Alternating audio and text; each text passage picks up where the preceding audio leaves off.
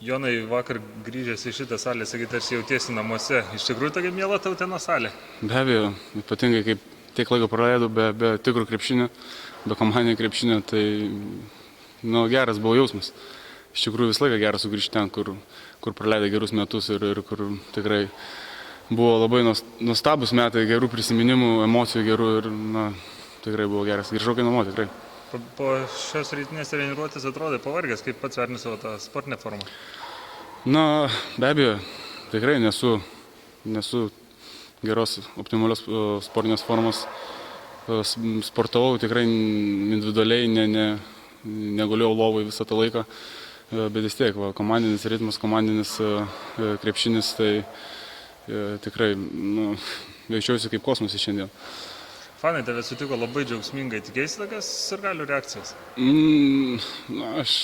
Žinot, kažkiek tai visą laiką yra malonu pamatyti tuos senus žaidėjus, ypatingai po pirmojo gero sezono ir kažkiek gal ir tikėjausi, kad susitiks taip, arba bent jau teigiamai reaguos, nes praeiti metai išties buvo pirmas sezonas LKL ir neblogai pasirodėm, kažkiek tai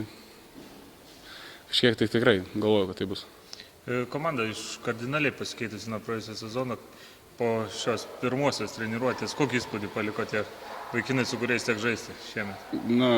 Gerą įspūdį paliko, labai gerą įspūdį. Man tai iš viso ypatingai dabar, kai visas išsiderinęs, visų toksai išsibalansavęs iš krepšinio, tai, žinai, visi, nežinau, atletiški, greitai bėga, gerai pataiko, tikrai. Kolektyvas suburtas ne ką prastesnis nei praeitais metais. Teko domėtis Juventus rezultatais, kai buvo... Be abejo, kai šitiek laiko turi, tai daugiau nieko ir neveikia, kaip sėdi prie kompiuteriaus ir žiūri. Be abejo, sekiau kiekvienas varžybas, viską, kas atėjo, kas išėjo. Be abejo, pašnekėjau su Arūnu Vasiliausku, pasikalbėdavom, su Gincu pasikalbėdavom. Tai nenutolau labai.